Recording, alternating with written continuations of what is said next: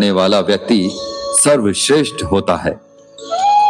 श्रीमद् भगवत गीता में भगवान श्री कृष्ण कहते हैं कि हे अर्जुन, जो भी मनुष्य श्रद्धा से युक्त होकर और दोषों से रहित होकर इस गीता शास्त्र का अध्ययन, श्रवण और मनन करता है, वह सभी पापों से मुक्त होकर के मेरे परम धाम को प्राप्त होता है। दोस्तों, इसीलिए कहा भी जाता है कि जिस घर में भी श्रीमद् भगवत गीता का पाठ हर रोज पढ़ा और सुना जाता है, उस घर में कभी कोई संकट या परेशानी नहीं आती। भगवान श्री कृष्ण का आशीर्वाद हमेशा उस घर पर बना रहता है और जीवन सुख, संपत्ति, धन, वैभव और आनंद से परिपूर्ण हो जाता है। साथियों, आज के इस बेहद ही खास वीडियो में हम संपूर्ण श्रीमद् भगवत गीता के सार के बारे में बात करेंगे, जिसे जानकर आप श्रीमद् भगवत गीता का सही मतलब समझ पाएंगे।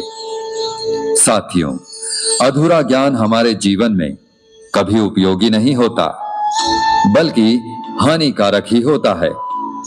इसलिए इस गीता ज्ञान को पूरा अंत तक सुने और इन विचारों को आप हर रोज सुबह और रात में सोने से पहले अवश्य सुने।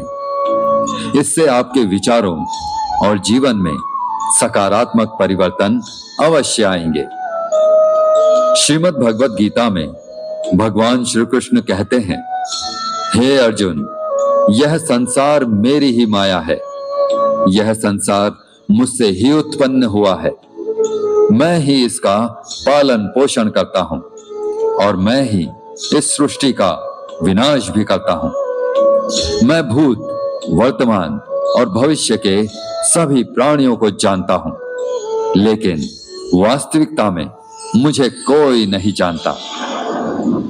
श्री कृष्ण कहते हैं, जिस तरह प्रकाश की ज्योति अंधेरे में चमकती है, ठीक उसी प्रकार सत्य भी चमकता है। इसलिए मनुष्य को हमेशा सत्य की राह पर ही चलना चाहिए।